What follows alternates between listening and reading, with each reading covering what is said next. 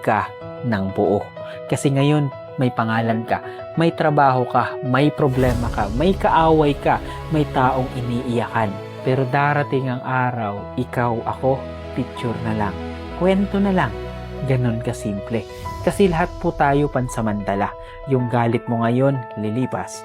Yung hiya mo ngayon, lilipas. Yung opinion ng tao, lilipas din. Walang permanent dito. Kaya wag mo masyadong sinuseryoso ang judgment ng iba. Masyado mo kasing pinipigilan ang sarili mo. Masyado mong inuunahan ang takot. Pero pare-pareho lang po tayo. Lahat magiging alaala. So bakit ka mabubuhay sa takot kung pareho lang ang ending? Hindi ko ibig sabihin na magpakawala ka. Ibig sabihin, huwag mong sayangin ang buhay mo sa maliit na bagay at kadalasan sa sinasabi ng ibang tao. Gawin mo ang gusto mo, ayusin mo ang sarili mo. Iwan mo ang drama na hindi naman importante. Kaya remember, kung ala-ala ka rin lang balang araw, siguraduhin mong sulit ang kwento mo. Kaya please, wag mong hintayin na mahuli ang lahat bago mo piliing mabuhay. Dahil sa huli, pareho lang tayo, ala-ala. Kaya habang nandito ka pa, live your life ng may purpose at according sa ikaka-grow mo sa gusto mo at ikakasaya mo.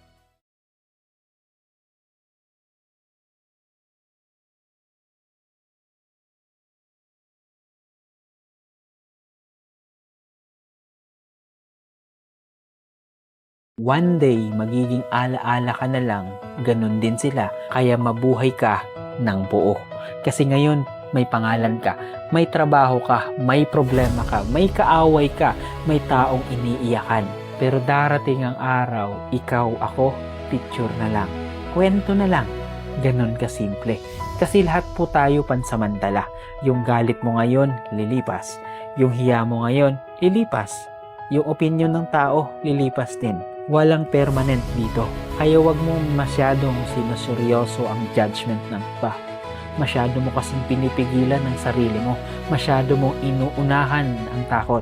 Pero pare-pareho lang po tayo. Lahat magiging alaala.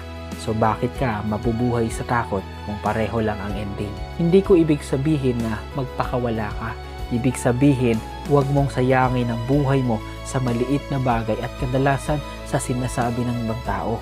Gawin mo ang gusto mo, ayusin mo ang sarili mo. Iwan mo ang drama na hindi naman importante.